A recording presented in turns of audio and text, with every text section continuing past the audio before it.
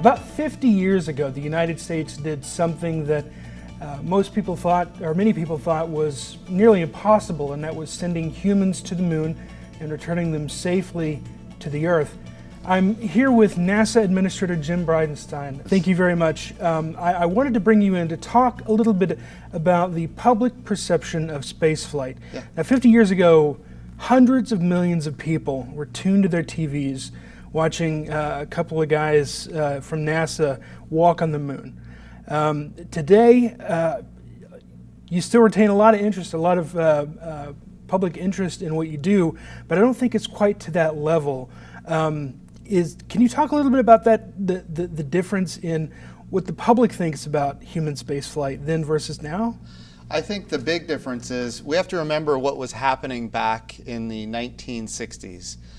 We had this great power competition between the United States and the Soviet Union.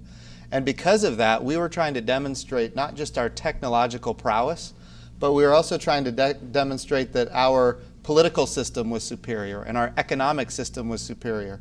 And so the whole world, it wasn't just the United States, the whole world was watching to see which of these two great powers could ultimately achieve that goal first. And of course, the Soviet Union, they were first with Sputnik, the first artificial satellite put in orbit around the Earth. They beat us there. And then they beat us with Yuri Gagarin orbiting the Earth. And of course, the United States was behind. And in 1961, a couple of weeks after Alan Shepard went straight up and straight down, didn't go into orbit, but he did go into space technically, but it was straight up and straight down. A couple of weeks after that, John F. Kennedy announced before Congress, he said we need to send a man to the moon and bring him safely home to the Earth, and he put a date on it, by the end of the decade. And so that kind of spurred this great enthusiasm and momentum to see if the United States could in fact pull ahead of the Soviet Union. And of course, he made that goal sufficiently big and sufficiently long in duration that it would give us time to get ahead, to move forward ahead of the Soviet Union at the time. And of course, it was Neil Armstrong and Buzz Aldrin this month, July 20th, 1969, 50 years ago this month, they had that monumental achievement where we had humans walking on the surface of the moon. Interestingly, we did it 5 more times after that for a total of 6 moon landings, 6 landings on the surface of the moon with 12 people. And after that monumental achievement, the Soviet Union said, hey, we want to partner with the United States of America in spaceflight. And because of that, we created what was called the Apollo-Soyuz program, which of course, General Tom Stafford, our proud Oklahoman, was the first astronaut to go through the hatch and shake hands with a cosmonaut on the Apollo-Soyuz spacecraft. That was in 1975, the year of my birth, as a matter of fact. And so these kind of, I think, these kind of things were at the very top of people's minds back in the 1960s, early 1970s. And I think it became somewhat normalized as we went into the Space Shuttle program, the Shuttle Mir program, another great partnership with the Soviet Union and the United States, and then eventually the International Space Station, which now has 15 nations that are partners. So I think it became normalized. But I would also say that under this administration, they want to go back to the moon, this time sustainably. In other words, we're going to stay on the moon, and not just stay on the moon, but to go on to Mars. And so they've put together a plan for us to do that. I've been putting it together on behalf of the administration, and we have increased NASA's budget significantly in the last 2 years, and of course we've made another big request for an increase in the budget to go to the moon sustainably this time, and then on to Mars. And do you think that might capture the attention the same way the Apollo mission did?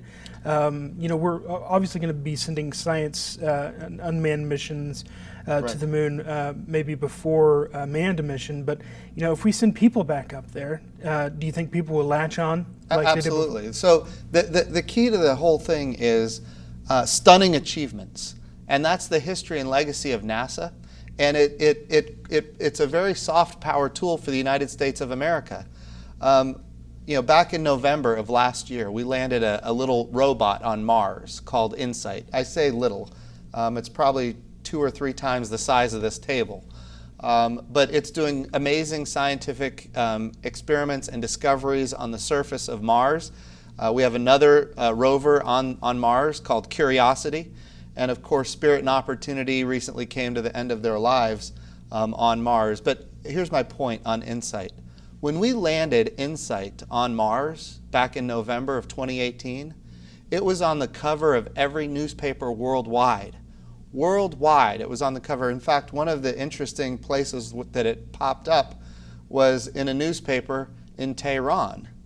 In fact, the subtitle of the newspaper was "The Hardline Newspaper of the Islamic Revolutionary Guard Corps." Now, I will tell you, they don't print a lot of nice stuff about the United States or our international coalition that went to Mars. But in this case, it was a nice story. And of course, I saw it online and was struck by it. But again, we were on the cover of every newspaper worldwide. So there is a lot of enthusiasm for space exploration in general. And I'll tell you, it is true that human spaceflight, I think, inspires and it captures the imagination of the public. But I would also say it goes beyond human spaceflight. In the last year, we have discovered that there is liquid water 12 kilometers under the surface of Mars. What do we know about liquid water on Earth? Everywhere there's liquid water, there's life. We have discovered on Mars that the methane cycles of Mars are perfectly commensurate with the seasons of Mars. What does that mean? The probability of life just went up again. We have discovered complex organic compounds on the surface of Mars. In other words, the building blocks for life exist on the surface of Mars. They don't exist on the moon at all, 0, but they're all over Mars. So what does this tell us? This tells us that the probability of finding life on a world that's not our own continues to go up. And interestingly, because of Spirit and Opportunity, 2 rovers that lasted 10 and 15 years, well beyond their design lifetimes, we now know that Mars had a magnetosphere that protected it from the radiation of deep space. 2/3 of its northern hemisphere was covered in ocean, and it had a very thick atmosphere. In other words, in the past, Mars was habitable. It was far more like Earth than it is today. The question is, what happened to Mars? Could what happened to Mars happen to Earth? That's another interesting question. But at the end of the day, we are at the precipice, I believe, and I don't know, nobody knows, but the probability of finding life on a world that's not our own is going up. I'm not talking about bunny rabbits. I'm talking about microbial life. And if we can discover life on a world that's not Earth, I think it'll change the game. I think people will be enthused. What else is out there that we don't know about? So yes, human spaceflight, I do believe, enthuses and inspires the next generation, just like it inspired the generation of the 1960s. But I would also say that finding life on another world is equally as important to that enthusiasm. And one of the main ways to get to Mars is to first go to the moon. Yes. That seems like the plan that NASA and this administration want to do. You recently submitted a $1.6 billion budget amendment after some criticism from members of the House and I think the Senate about maybe a lack or not enough detail about your plans to go to the moon. Is there any more that you're haven't shared yet about not just this first year, but the next 5 years? Is there anything that Congress should be watching out for? Absolutely. So it is true. So the administration said, hey, we want to accelerate our plan to get to the moon. We had a plan to go to the moon in 2028. So they said, how do we accelerate? And here's the reason. Why do we want to accelerate? There's 2 risks that NASA deals with. One is technical. When we talk about technical risk, NASA has amazing capabilities to retire technical risk, and we do it all the time. So we can do that activity. Where we have not been good historically is the political risk. So when we think about the political risk, going back to the 1990s, we had the Space Exploration Initiative, and it got canceled because it took way too long. It cost way too much money.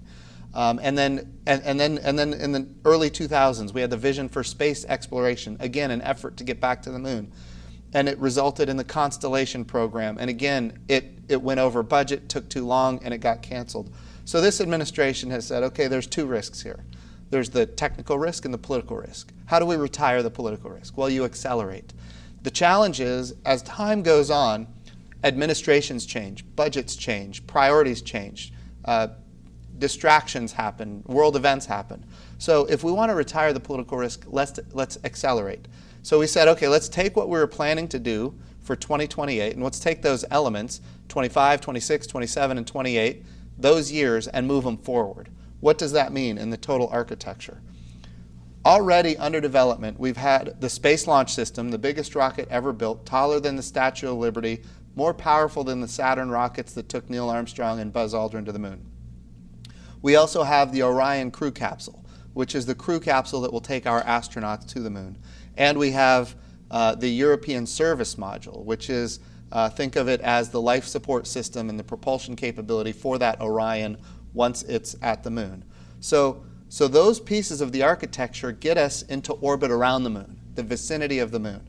Now, we need more, what we call at NASA, delta V. We need more energy, because with all of that energy, we can get to low lunar orbit, but we can't get out of low lunar orbit. So where do we get, because we just need more energy, more fuel. Where do we get that fuel? Where do we get that energy? Well, that's where we take those elements from 2025, 26, 27, and 28, and we move them forward. We need to build what we call the gateway. Think of a space station in orbit around the moon. You go back to the Apollo program. In the Apollo program, we had a command module in orbit around the moon while our astronauts were walking on the surface of the moon, and then they launched back to that command module. The gateway, this small space station that we're building in orbit around the moon, is a reusable command module. It doesn't get thrown away like during the Apollo program. We can use it for 15 years. It's going to be permanently in orbit around the moon for 15 years. Now that gateway, think of it as a small space station, is where our astronauts can transfer from, remember, the SLS and the European Service Module and the Orion crew capsule. That stack goes to the gateway, which is in orbit around the moon. And at that gateway, that small space station, there will be aggregated a lander. So then they get in the lander, they can go to the surface of the moon, and then back to the gateway. The reason the gateway is important, again, it's reusable. It will be there for 15 years. The landers, we want the landers to be reusable. They can go back and forth to the surface of the gateway over and over and over again, driving down the cost of access to the moon and increasing the access to the moon. These are the capabilities that during the Apollo program, had we instituted, we would have been on the moon this entire time. The challenge is it was so expensive because we didn't build sustainability into the program. This president has said in Space Policy Directive 1, go to the moon sustainably. He also said go with commercial partners. That didn't exist in the previous efforts to return to the moon. Now we have commercial partners. Companies like Jeff Bezos has a company called Blue Origin, and Elon Musk has SpaceX, and Sir Richard Branson has Virgin Galactic. Plus we've got traditional contractors like Boeing and Lockheed and Northrop Grumman that are now competing in a very commercial kind of way to increase more access, drive down costs, and increase access to the surface of the moon. So we think about the gateway, a space station in orbit around the moon. We think about landers that can go back and forth to the surface of the moon from gateway. The entire architecture, after we get to the moon, the Orion crew capsule, we want that to be reusable as well. Elements of that will be reusable. Again, going back to Apollo, we are trying to avoid the trap of Apollo, which is the entire system gets thrown away on every mission. Now we want to build reusability into the program and eventually even have reusable launch capability. We've already demonstrated reusable launch going to the International Space Station, commercial resupply, commercial crew. These capabilities to low Earth orbit have demonstrated that we can bring rockets home after we launch them. And of course, NASA set the parameters by which this has now been successful by private industry. Now that private industry can take it to the next step, which of course is to the moon. So The goal is NASA needs to be a customer, one customer of many customers in this architecture, and we need numerous providers that are competing on cost and innovation, driving down cost, increasing access. So the value of the gateway is it builds reusability into the system, driving down costs for the long term. It also has solar electric propulsion, which means we don't just have to land at that equatorial region of the moon the way we did back in the 1960s. We can have access to the entirety of the moon. Why does that matter? Because in 2009, we discovered hundreds of millions of tons of water ice at the south pole of the moon. What does that mean?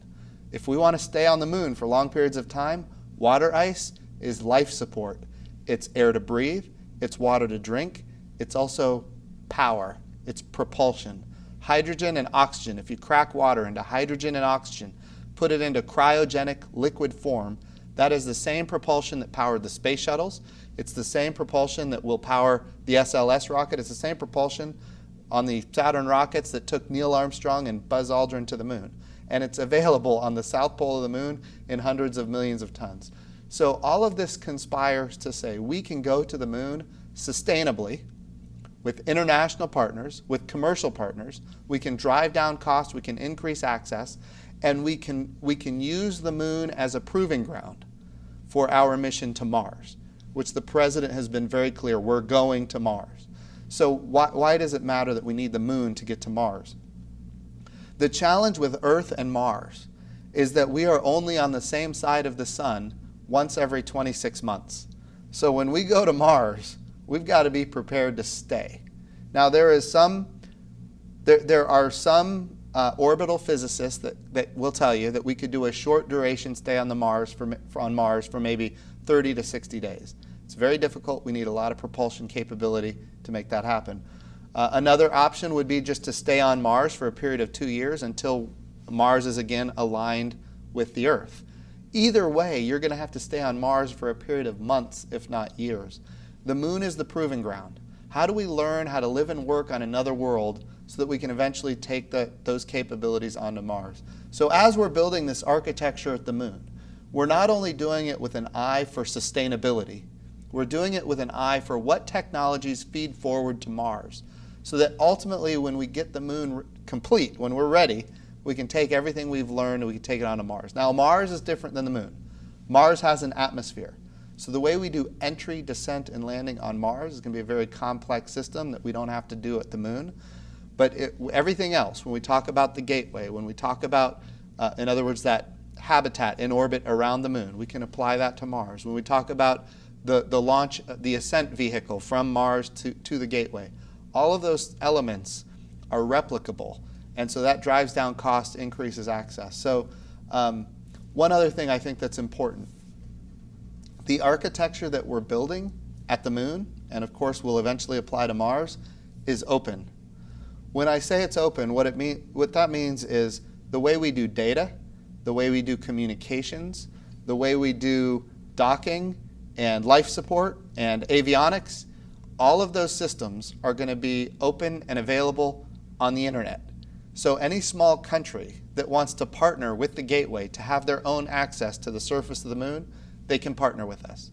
In fact, any company, if a private company wants to build their own lander and partner with the United States to have access to the surface of the moon, they can partner with us.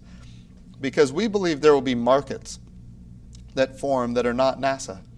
The history of NASA is that we were the only game in town, and either NASA went or nobody went. So the future is very different. There will be other countries that can partner with us in an open architecture, and they can have their own access to the moon. And there will be other private companies that want their own access to the moon. And we want to partner with them in that effort. Why? Because again, then they can share costs, drive down costs, increase access, and some of their markets will include, it could be a market for the water ice for fuel. It could be a market for platinum group metals, which we don't know, but could exist in mass quantities on the moon. It could be a market for tourism. All of these things that enable us to do more, we want to take advantage of. Right, it sounds like NASA's got a really exciting next few years, and hopefully maybe with someone landing on the moon. That's about it. If you would care to follow the Oklahoman and our Apollo 11 coverage. We'd appreciate it. Thank you again, Administrator Bridenstine, for joining us all the way from Washington, D.C. And hope you have a good week. Thank you. You too. Appreciate it very much.